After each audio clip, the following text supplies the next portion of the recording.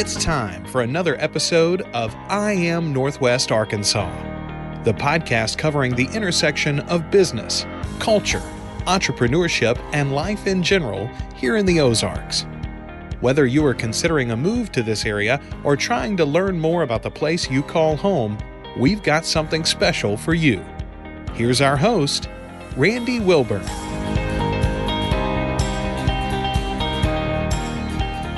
Hey folks, and welcome back to another episode of I Am Northwest Arkansas. I'm your host, Randy Wilburn, and I'm excited to be with you today. I'm always excited. I'm sitting here in the Furman Garner Performance Center at KUAF. You know, we've partnered up with them, so we record a lot of episodes here at Furman Garner, here at KUAF, and today, as usual, I'm sitting in front of another amazing guest that has decided to spend some time with me and talk about what they're working on. But before I tell you about what they're working on, one thing I want to say is I really appreciate the tribe that is I Am Northwest Arkansas. I appreciate the people that support what I'm doing. I was amazed. I was talking with somebody today about just the podcast, and I'm like, man, I've been doing this for 4.5 years. Every single week. I have not missed a week in 4.5 years. And so there's something to be said for consistency, right? I was looking at a post about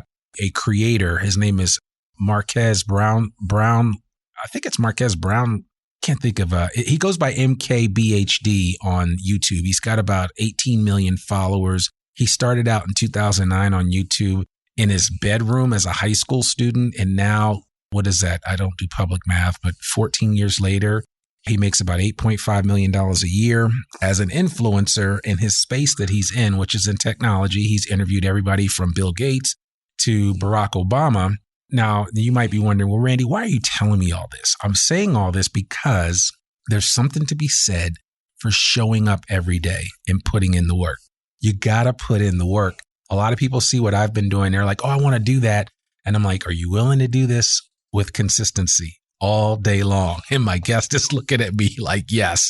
Okay. And when you hear who my guest is, you're going to say, okay, this makes sense. But I just thought it just really resonated with me. And I wanted to share with those of you that are listening that maybe you haven't gotten out of your own little bubble and recognize that we're in this big world and that you've got something to share with that world. And so I really want to encourage you to get out and get consistent with whatever your message is, whatever story you want to tell the world.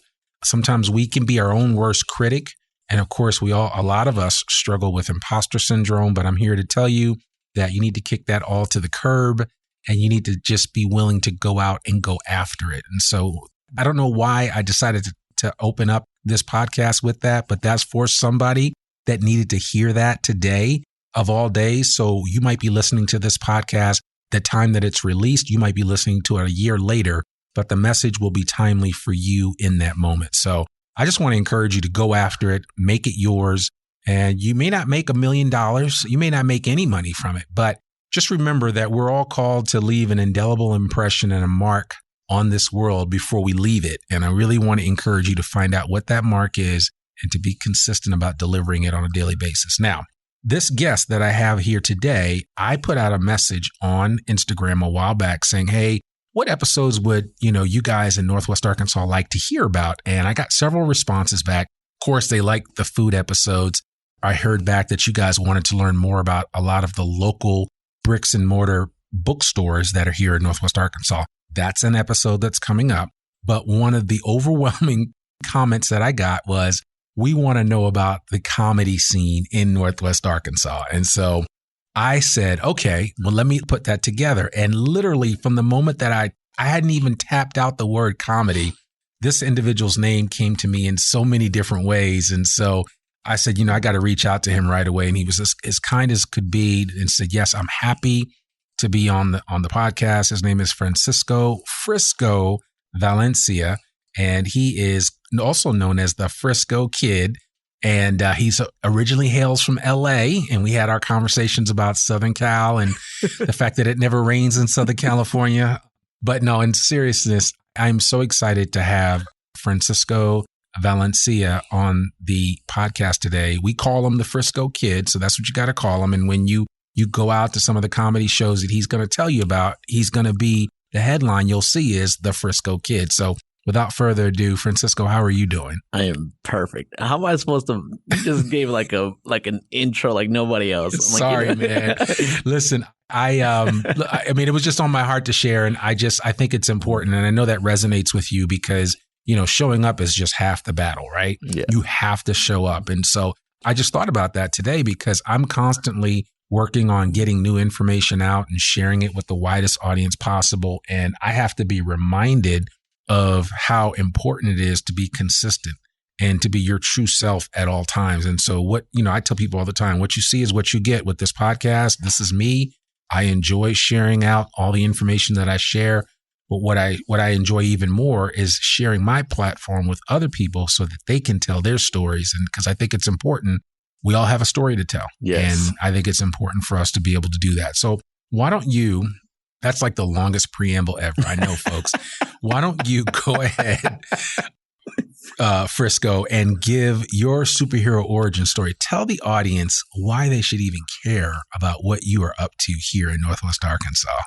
Ladies and gentlemen, boys and girls, children of all ages, welcome. That was pretty good, huh? It was good. I like that.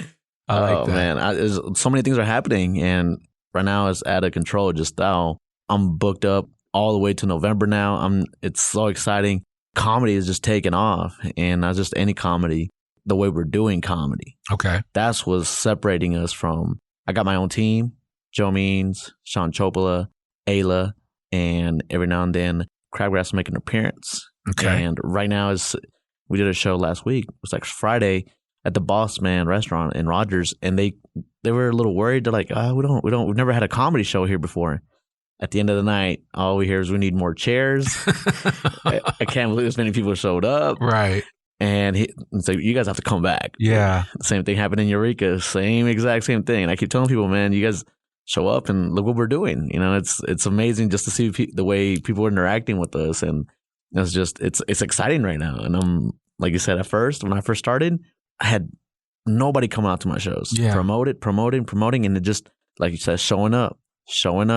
And finally got over the hump.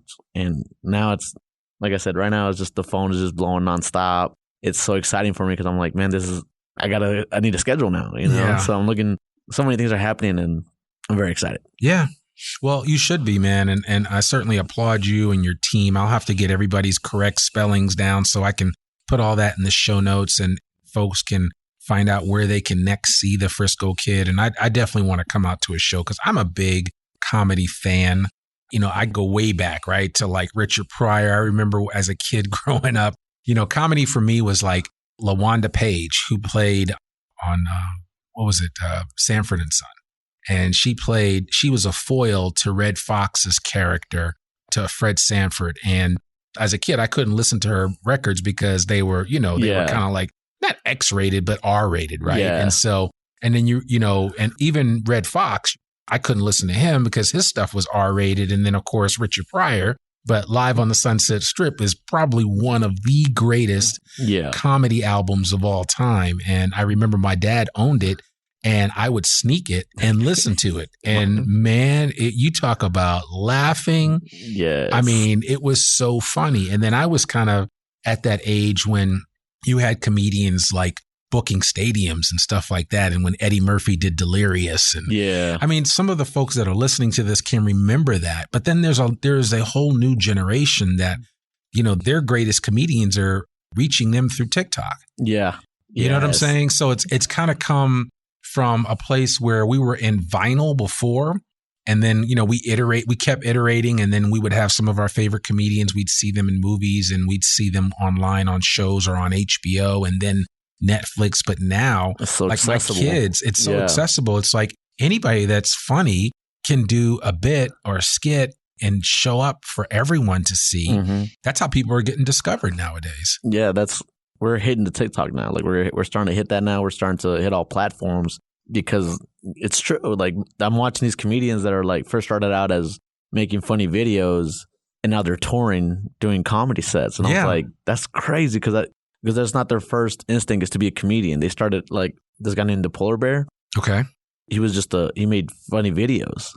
I didn't even know he was a comedian until I saw him on, like, he has a tour out, and I was like, what? Yeah. So yeah, like I know what you're saying about TikTok and like doing that, because a lot of people that make videos and like stuff like that they get discovered like that. So It's like now I have to figure it out. And I was like, all right, how do I work this TikTok? Yeah, how do I do that? Yeah, I know, right? I'm a little older for TikTok, but I wouldn't mind. I have some ideas about how I'm going to use TikTok, especially with this new business that I just started. But that's neither here nor there. I think that it's the understanding of, TikTok as a channel, right? Mm-hmm. In the same way that as a kid growing up, I would turn to channel 2, 4, 5, and 7 because those were the local channels in my area. In the same way that we turned to 4029 or whatever, TikTok is a channel. Mm-hmm.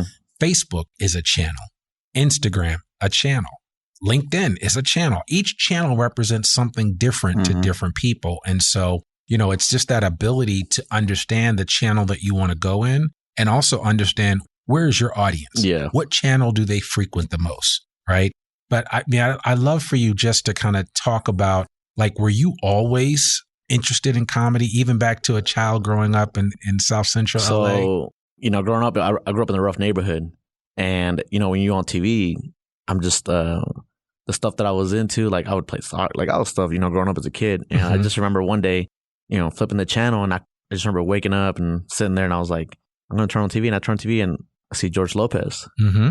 And he was doing stand-up. I've seen stand-up, but I've never seen stand-up. Yeah. Because I would watch the Kings of Comedy and that Cedric the Entertainer. Sure. All those guys. And I would see them and I was like, man, this is funny. But then the Lion Kings came out. Mm-hmm. And that's when I remember just turning it on, seeing George Lopez, and it made me, I can relate. And it was like, he's brown, he's Mexican, he's just like me. And he's on TV. Yeah. So like now my imagination opened up. And I was like, that always stuck with me. I was really good at sports. I was good at a lot of things, but it was just like something in the back of my mind that's like, I have a thing for just vibing with people. And when I see somebody that, they don't talk too much, or the amount of friends that I have is just crazy how there's like different personalities. Like, dude, how do you know all these people? And how do you talk with these people? And I was like, I find something they like and then I dig into it. So I have something in common. So I have something to talk about. Yeah. I don't like people getting left out. So when I see that, I encourage them, like, hey, come look at this. Hey, this guy likes this, this, and this. And then fair enough. I want everybody to feel like, even at shows, my team, we have so many different personalities. I want something for somebody. Yeah. So when you come to a show, you're not just like, he's only going to talk about this. No, we have definitely personalities. And I want everybody, when they come to a show, to get an experience. When they go home, they're like, man, that was so funny. Or like something that makes them, like when you eat candy or you eat good food, you go and you're like, man, that was a good dinner last night, right? Sure. That's how I want people to leave my shows.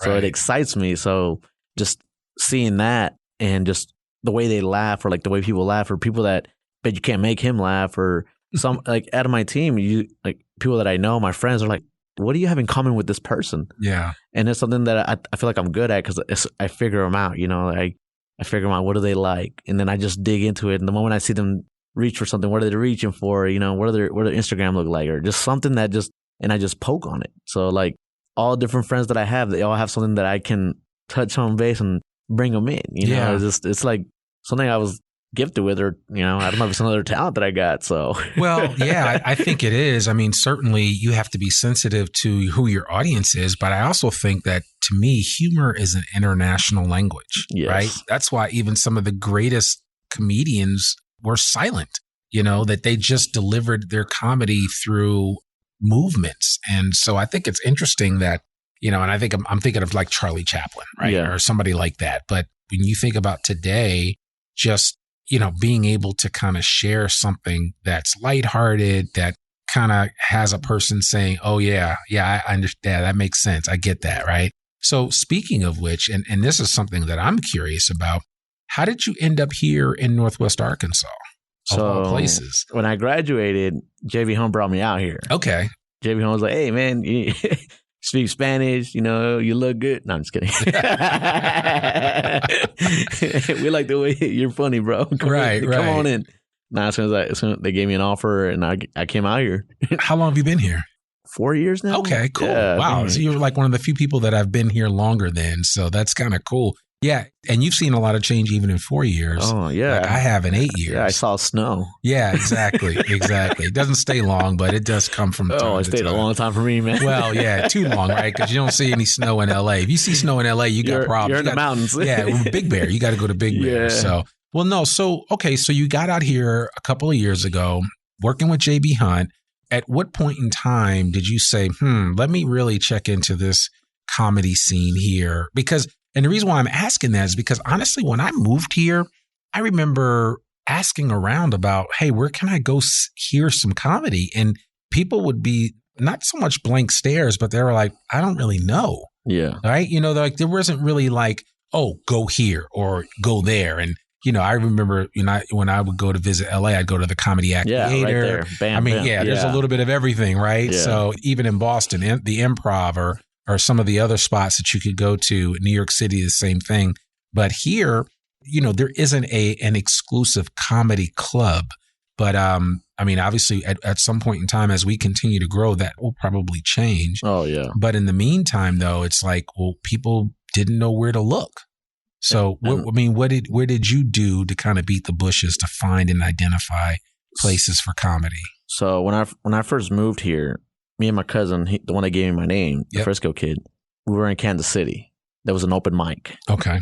And I saw it and I got so excited. I was like, I've always wanted to do this. I want to see if I'm good at it, you know? So we go in there and he starts hyping me up. He's like, sign up. And I was like, man, I don't know if I want to sign up, like I'm nervous, just, I wasn't, 5 minutes, right? Yeah, I wasn't 5 minutes. Okay. I wasn't nervous, but I was just kind of like, am I good enough to do it? Yeah.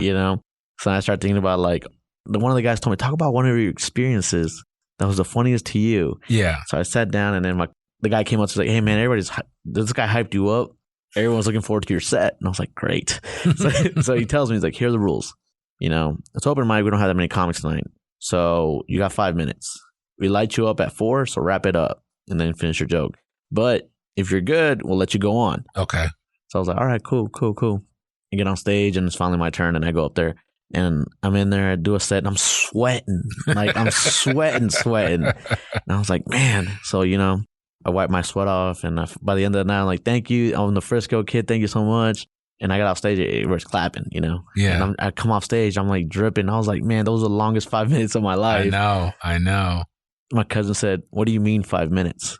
I was like, you were up there for like 35 minutes, bro. Really? And I was like, are you kidding me? He's like, no, bro, you were up there a long time. I was like, man. And fair enough, everybody came up to me and was like, dude, that was like, where are you from? Where do you do, or like, do you live here? And I was like, oh my goodness. I'm from LA. And they're like, oh, so you do comedy out there? And I was like, no, bro. It was like the first time that I've gotten on a mic and actually done it. And it was just like, after that, coming here, I started looking around and they had like open mics, but it was mostly for music. Sure. So, it's like when I first started or when I was looking around, seeing, being out the bush, like, hey, where do I go type of thing.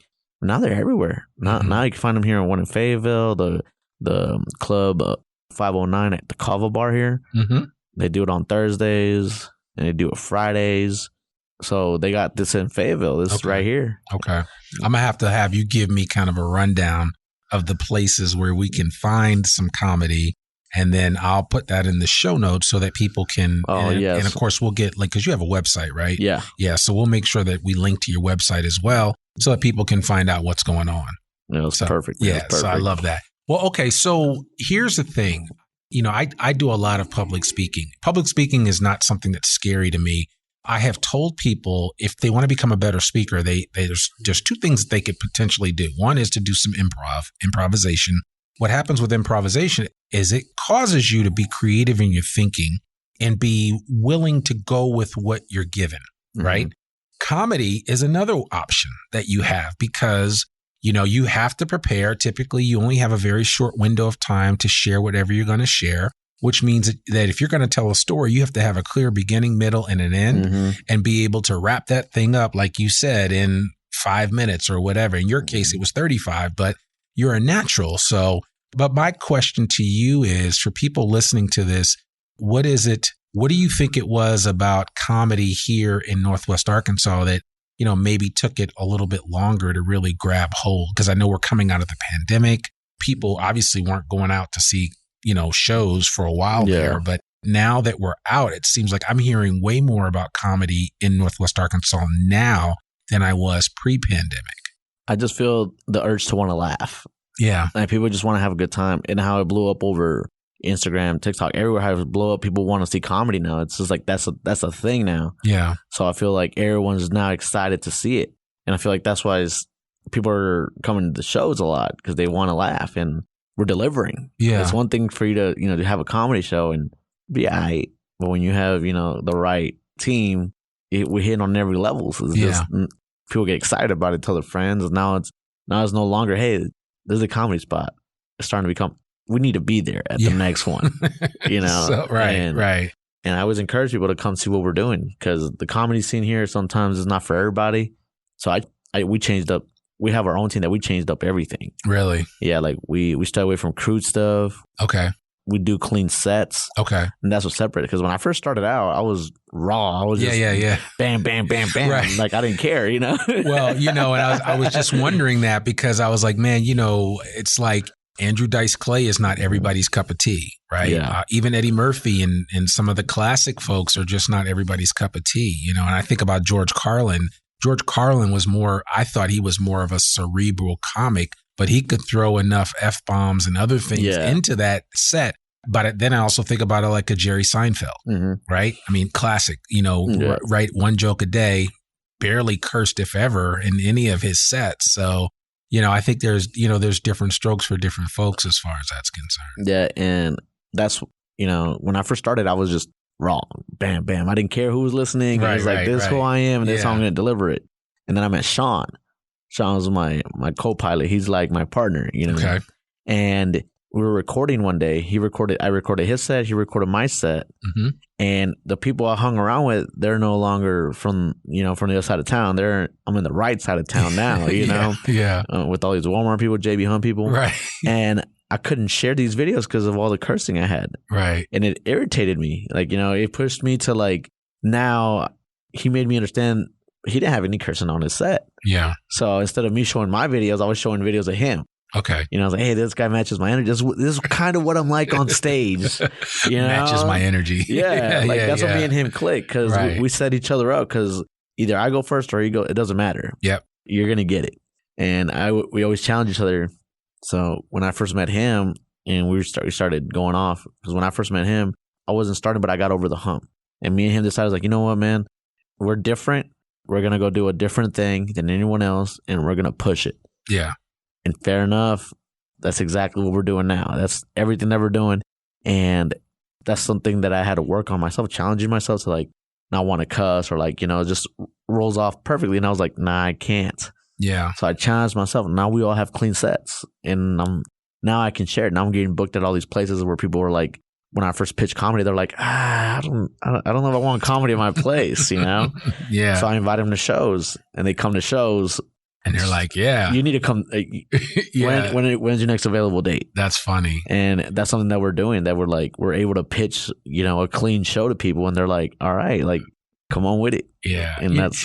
It's so funny on the concept of cursing because listen, I don't know that I would be called a sailor with my language, but I mean, I've been known to go with the best of them. But it was reminded of a comment that I heard. It was actually, I don't know if it was a quote or what, but a man curses when, and they were just saying, this was the quote, a man curses when he doesn't have the words to say how he really feels.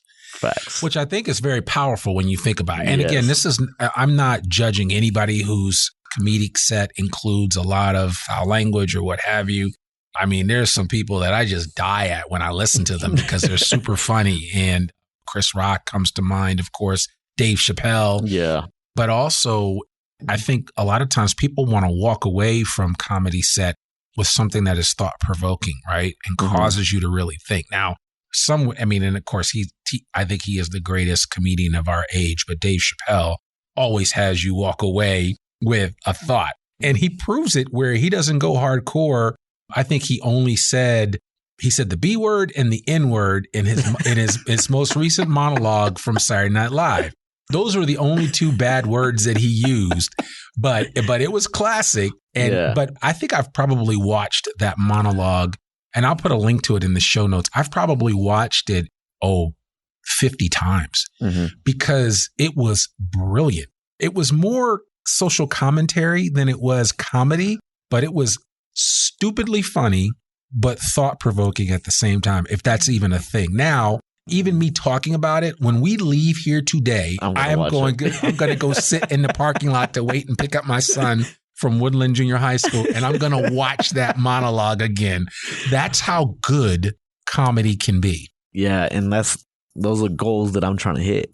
Yeah. Because the people I grew up watching was George Lopez, Dane Cook, Fluffy, you know, just Dave Chappelle, like the storytellers. Yeah. So that's my comedy. That's where I, you know, and the way they do their comedy, it's always encouraging because I watch is like, that's how good he is. That's how good he is. How good am I? Yeah. And it makes me push myself, and it just makes me write. You know, I write down. We have writing sessions where we sit down and we go over our jokes, how to cut, you know, trim the fat or everything we got to do to deliver these jokes faster. And watching them do it. And then when I get the reaction, I was like, man, because last weekend we had a show in Rogers area, but it was like Latino based. Okay. So all the Latinos came out. Yeah. And man, I hit them with just all night, the jab, baby, just the jab. And towards the end, you know, when people come up to you and they like, dude, the way you just wrap everything up and just at the end, perfect. Yeah. And like, I take pride in that because I was like, I work at it and it's just like, I think the cleverness of it, because I grew up and I worked for the government a lot. Yeah. So when I work for the government, it's just not a government like a snitch or anything, but you know, like, yeah, no, I know what like a food processing. The way you say, I got food you. processing. I got you. Yeah. They're like, oh no, don't trust them. It's funny you went there with the whole snitch thing, right? Yeah, But it's right. like, no, hold on. I mean, some people had legitimate jobs with the government that have nothing to do with that. Yeah, so I worked at a food processing place. Okay. And the government would inspect. USDA. Yeah, USDA. Yeah. So anytime they gave you it's like a ticket. Right. It was like $5,000. So it was a big deal when you got one. Mm-hmm. So I always had to think fast. I always had to think of a solution. Anytime, hey, what's this? I would come up with like 10 different stories on the spot. Right. And I feel like that sharpened me for my quick response. Okay. That's why when I go to roast, I'm probably not the guy. Because I don't listen to you. Like I already think. You're already thinking ahead I'm what already, you're going to say. Well, yeah, because it cost like $5,000. So I was like, either you get wrote up or you give them an answer. Yeah. And they want the answer on the spot. Right. So it always caused me to like think. And it was like every day. I would wake up at 5. I would have to clock in at 5 a.m. and automatically start dealing with these people. Wow. So it wasn't just like, oh, hey, you know, today what it looks like, what is that? Figure it out, you know? Right. No, it was like, as soon as I would get there, it was like, bam, this dude was a shark. And I was bleeding. Yeah. I hear you. So I feel like at first I hate it, but like in the long run, I was like, man, that really helped me out to when there's issues or problems to think fast on your feet. To think fast and like not panic. So yeah, I love that. That's a great story. It's so funny how life will present you with opportunities to fine tune a skill that you will then find use of later in your life.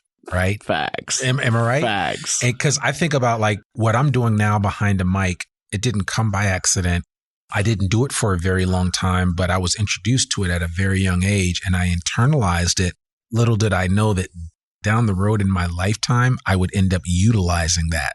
And I've told the story before, so I'm not going to get into that. But I think it's important for all of us listening to this that there are things that you've been exposed to, even at a young age, good things. I'm not talking about bad things, but good things that have formed your identity. Whether or not you choose to awaken them and use them, that's a whole different story.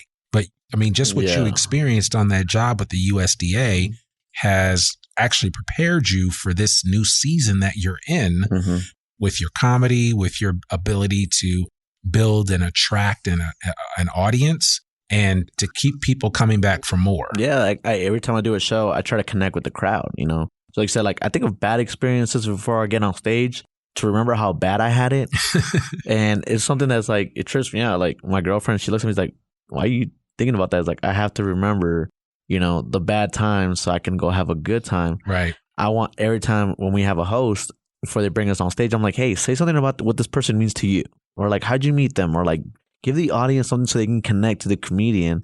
So when you get on stage, it's easier for them to want to hear him. Okay. You know, like for instance, if you were on stage, I'm like, hey man, give it for this man. This man, one of the greatest persons I ever met. Good on the mic, man. When I first met him, he met me with a smile. So, you know, give it up for this guy. It already makes you want to go out there and like, yo, I want to give this man a hug. You know? Exactly. So it's like, when I get on stage, I really want people to have an experience, you know, and it's important to me. It's important to me because, like I said, we're our own critics, you know, and when I have people come and tell me that how good the show was or like how excited they are, a smile on their face. Yeah. I'm like, where can you pay for that? You know, like the payment is there, like just because I always want to make people smile. I always want to have, when people are around me, I want them to feel like they're the best person ever. Yeah. You know, when I walked with my crew, the first time I walked in with them or we were hung out as a crew, they're like, Frisco, how do you know so many people? Or, you know, everyone knows you. And I was like, you know what? I need you to feel the same way. It's all about attitude, man. Yeah. Like when I talk about you, I tell people you're a superstar. I let them know you're like one of the best people I ever met. I hype you up. So when you show up, I want you to be yourself. I want you to be the 100% when you're around people. So, you know, because I want you to feel it. Like when you're around me, I want you to feel like a superstar. I want you to feel like the energy, how positive energy rubs off on people, and the experience they leave when they talk to you is just something it's important to me. Yeah. So when you come to one of my shows, I'm not attacking you.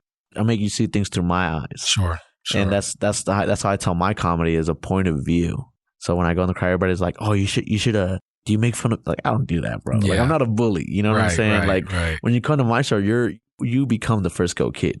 You're watching this show through my eyes. Yeah. And that's where the storytelling gets involved, and that's when I pepper everything, season it right, and then bam. Yeah. No, I love that. Well, you know, I mean, there is something to be said for, you know, not necessarily making an individual your foil when it comes to your comedy, right? Mm-hmm. It's more of a commentary about a type of person, not an individual, like a specific person. There are times when you can do it artfully to the point where it's not so much unflattering. It's kind of more flattering. It's like, wow, this person's actually talking about you, and they're doing it in a way that it's making people laugh, but you know, you don't feel bad at the end of it, you know? So there is an art to that. And certainly I would imagine that as you have gone out there and continued to practice it, I see delivering comedy is in the same way of working out, like it's building a muscle. Yeah. I mean, so your muscle's just getting stronger and stronger the more you get behind a mic, the more you get up on stage and share. And so what would you tell somebody that's listening to this that may have been, you know, they may feel like they want to do some comedy, but the only comedy they do is in their garage to their family or to themselves, right? How do you encourage that individual to kind of get out of their own way and you know, let the world hear what they have to say? To go out and do it. Like I always like I had a new guy that's never done comedy and he's always wanted to do it. It's like, hey man, do you think I should do it? And I was like, dude, I'll go with you, bro. Like, let's go. Like, you don't have to worry about nobody. Everybody here's a comedian. They're here to see you. They're not going to judge you. They know you're practicing your stuff. Just do it. Like, what if I bomb? I was like, then perfect. If you bomb, perfect. Right. It's like, what are you talking about? I was like, Jim Carrey said it the best, that once you bomb, you're a real comedian. Right.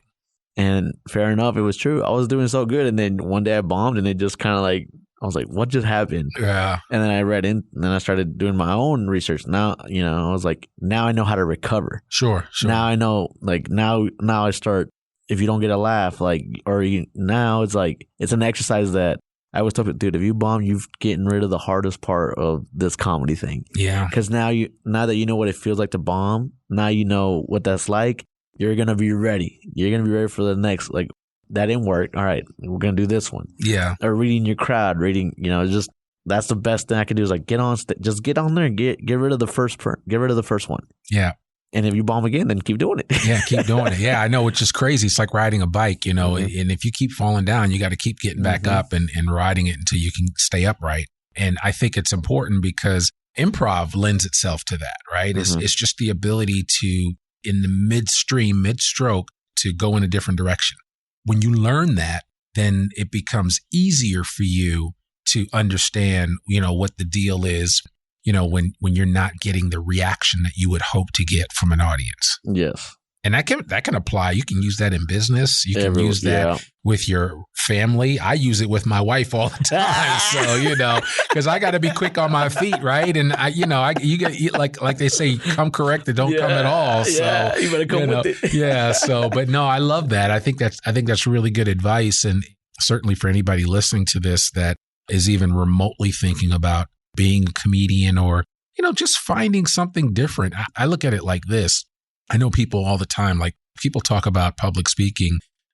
I think people fear death more than they fear public speaking. I hear that. You know, it's true. It is true. Jeez. And so I've always tried to help people overcome that by saying, here are different ways for you to get over that fear of presenting yourself to the world, right? Because you do it every day, but not in a setting. Like if somebody said, hey, there's 1,000 people across the street at the Fayetteville Public Library, and we want you to come share a couple of words, I'm over there in 2 seconds. I have no problems with that. Now, some other people would be like, listen, you can just shoot me now because I'm not walking across that street. I don't want to be in front of that. But, I tell people all the time, it's not as bad as you think, but you've got to get to a place where you're comfortable in your own skin and you don't worry so much about what people will think because you have something to share.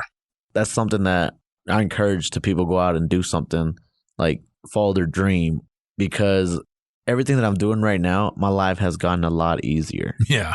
And it's true because I remember I've always wanted to do it. Yeah. I've always wanted to do it, and I've always found excuses. I've always found something that's like, I'm not good enough. I can never be George Lopez. I can never be Dave Chappelle. I can never do that. They've already taken up that spot. Right. Exactly. You got to find your own spot. Yeah. And I tell people all the time, go out there and chase your dream, because chasing this is so much fun for me. Yeah. And everything, like my life has gotten easier. Like I can literally, like that I'm booked up all the way to November, I applaud you, man, for putting that work in. And that's what it's like right now. What do you think it'll be like a year from now? You'll be like, I'm already booked up for the next 6 months. And then a year from that, you'll be like, I'm booked up for the next year. And earlier this year, I looked at the Apollo in Springdale, and I was like, I looked at it, and it just reminded me of Chris Rock, of like all these people that performed at the Apollo.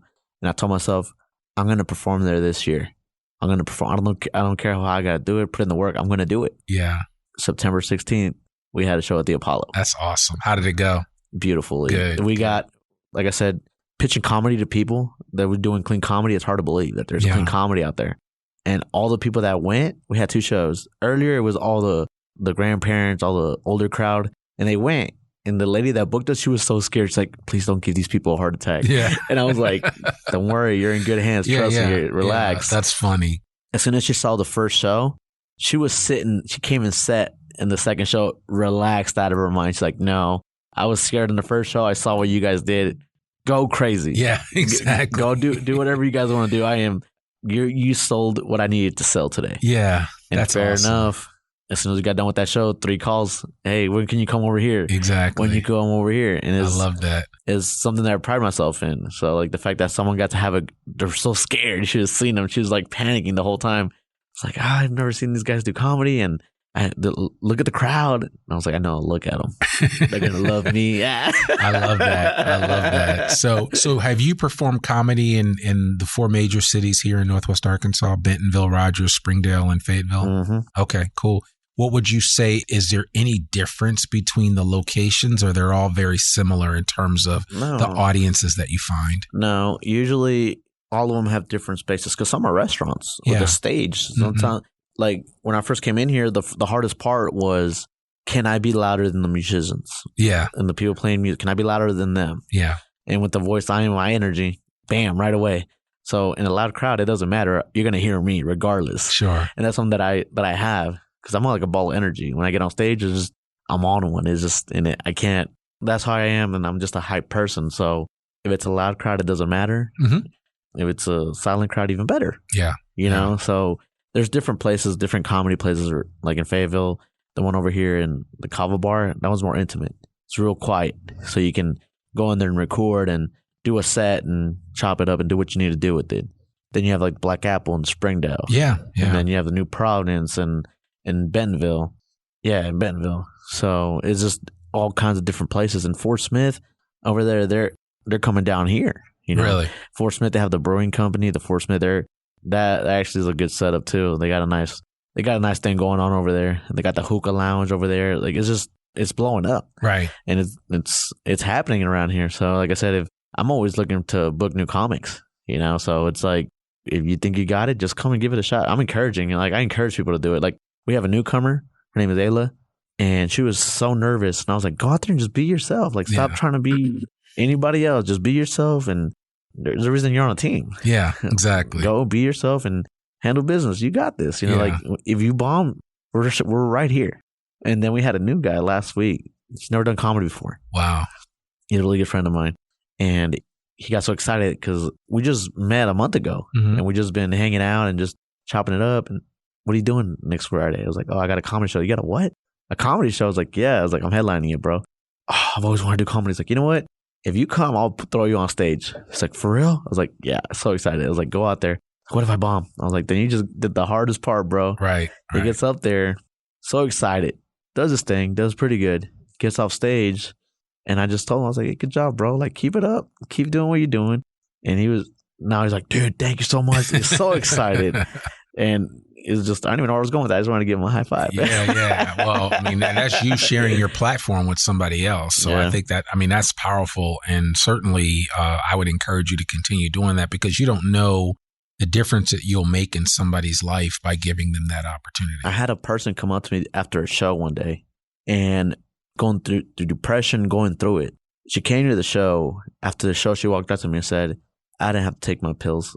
You don't understand what this means to me. Yeah. And she told me that she was going through depression and she was going through all these things. And she just wanted to say thank you. And she was waiting for me. Like I saw her and I didn't think nothing of it. So when I finally got around to her, she just kind of looked at me. She's like, can I tell you something? And then she told me, it's like, thank you for doing that. And I was like, oh, I do this all the time. I don't know what you're talking about. And then she told me her story and that was, and it was kind of motivate. That's why I feel that when I do my shows that I want you to feel something when you're at my shows. And that girl, when she told me that, it just like, it felt some type of way because no one's ever complimented me like that. Right. You know? Right. And I feel when she told me that, it just made something in my heart open up to be, that's how I want everybody to feel at my show. Yeah. Like, I don't want you to feel going home cringed, I can't believe we said that or this and that. And I feel watching Dave Chappelle, George Lopez, how the way they do things, the way they get to storytelling, like, I don't have to be Dave Chappelle. I don't have to be George Lopez. I have to be me because I don't know how to be them. Right. You know, and I feel like being them is a cheap imitation, and I can't do that. Be the best version of you. Yeah, I can't do that. I always tell people, it's hard for me to tell you a joke. People always ask, tell me a joke. And I was like, it's hard for me to tell you a joke. Right. Like, you have to come watch me on stage because when I'm on stage, I become a whole different person. Exactly. You see me become the Frisco Kid. Yeah. And it's just kind of like it's not even it's a transition that when I always tell people, man, when you hear the crackling of the dishes, that means you got them. That means you got them. Yeah, because every now and then you'll pause and then you hear people talking. Sure. And I love it when I give a little pause and I just hear the dishes or people in the back and I'm like, I love it. I got them. Yeah, I got them. Yeah. Let's go. And it's so funny because that's actually a technique for speakers. Like I would tell people to insert like a pregnant pause in their speech where they do it. Because a lot of times it's another good way to get people when you pause. Because people always feel like they got to fill up all the time with you speak. And I'm like, no, sometimes silence is actually your friend because it does a couple of things. One, it will cause people to look up from their phone if they are looking at their phone when you're talking. Two, it is a chance for you to collect your thoughts, but it's also a chance for people to refocus on what you're saying or what you're about to say. So there's some real benefit to that. And, you know, some of the best orators, the best speakers, the best comedians use silence to their benefit. Yeah. You know, and Dave Chappelle's a master at it. Just go watch some of his sets where he will use silence. And it's, when I say silence, I mean, I'm not talking about 20 seconds. It could be 3 to 4 seconds, but it's enough where you're like, oh, okay. And then there might be a facial. Yeah, he'll do that. He'll do something around. with that, or he'll look around and just it's classic. So it really is. And like the way he tells the stories is kind of where I go. Yeah, you know, kind of like where I wrap my stuff. Like I do a lot of movements. You know, I grab a little bit of Dave Chappelle from the way I tell my stories, and Dane Cook when I'm Fred Comics, because when I saw him, I've never seen comedy the way he does it. Yeah, no, I used to love Dane Cook, and he was so on the scene for a while, and then he left, and then he came back, and so very interesting. Has a real interesting story too. I don't know if you've ever explored it. Yeah, so, I was like, it's a lot of good comedians, and you know, people think, oh my gosh, these guys are amazing, so their lives must be perfect, but it's really not. It couldn't be further from the truth. No. You know, a lot of these guys struggle. They struggle with imposter syndrome. They struggle with other issues. But yeah, I think it's for some, you know, comedy is a real release for them. You know, it's a chance for them to be themselves in a way that is really true to who they are. And so I think I always tell my girlfriend that, you know, because I'm booked every week, and there's times I want to go hang out with my friends, but I can't because I have a show. Yeah, and you know, I told my girlfriend it's gonna pay off. Yep, just wait. Yeah, just a matter of time. Well, no, because when I get on, I told she said she wants to help. And I was like, all right, well, you know, this is hard. Like, it's not the easiest part is me getting on stage. Right. It's like, what do you mean? It's like the flyers, the promotion, who's on deck, who's going to do this, who's going to do that. It's so much stuff. It's a comedy show. And she was like, you do all this? I was like, yeah. Like, it's not just, oh, hey, I'm doing a comedy show. Yeah. Come on. No. I tell her, like, the easiest part of this is getting on stage. Yeah. Is getting on stage, making sure everything's going good. But when I get the mic, I know the show's good. Sure. So I take off, man. When you come to one, you're gonna see what I'm talking about. Yeah, I'm definitely coming to one real soon. What is the website address for you? Oh, got the FriscoKidLive.com. Okay. The FriscoKidLive.com. I want to make sure everybody goes and checks that out to check out Frisco Valencia. And I really want you to support him. If you do go to see him at a show and it's because you heard about him here first on the podcast, please let him know. Just say, hey, I loved you and Randy having your conversation. I wanted to come out and support what you're doing. So, just give him some love and go see one of his shows. I'm going to come to one of his shows in the very near future. I don't know the date when this particular podcast will come out, but even if you're listening to this a year down the road, just go visit the FriscoKidLive.com, the FriscoKidLive.com. Yes, that's also my Instagram name. Yeah, the Frisco Kid Live. The Frisco Kid Live too on Instagram. And check him out. Find out where he's going to be. If he's going to be near you, go see him. Get a couple of friends. Make a night of it. Get some dinner. Yeah, exactly. And laugh, right? Be prepared to laugh. So, laugh. I tell that all the time, man. Laughter, when you're mad, you think of stuff that makes you mad. Yep. When you're sad, you think of like stuff that just makes you sad. Yeah. But when you laugh, you don't think of anything. Yeah. When you laugh, you're in another voyage. Like, it melts a lot of the worries and life's problems that you're dealing with. They melt away. Because I certainly don't think about the stuff I got to do when I'm watching Dave Chappelle, and I've seen all his stuff, and I listen to a lot of other comedians. I really enjoy it, and so it's.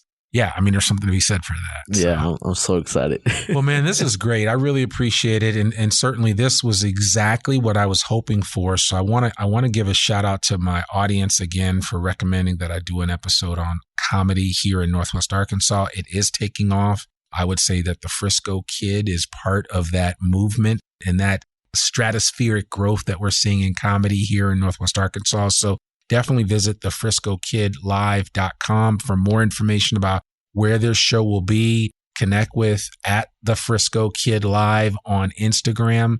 Let them know that you heard about him here first on I Am Northwest Arkansas. Thank you so much, Frisco, for coming and joining us today on the podcast. We really appreciate it. No, thank you, man. Thank you for just giving me time out of your day and the hospitality, man. Oh, absolutely. The hospitality is awesome. Yeah, I appreciate it, man. And we will certainly do it again. And as I said, man, it's always my joy to be able to share this platform with as many people as possible. And so I'm certainly thankful for you and for what you're doing. And I just wish you nothing but the best. Oh, thank you. Just wait, man. Just wait. Just wait. I'm on fire. Folks, he might get me up on a stage one day. We'll see. But I'm not making any promises right now. So, well, listen, folks, that's another episode of the I Am Northwest Arkansas podcast. To learn more about us or to read or download the show notes from today's episode, visit IamNorthwestArkansas.com.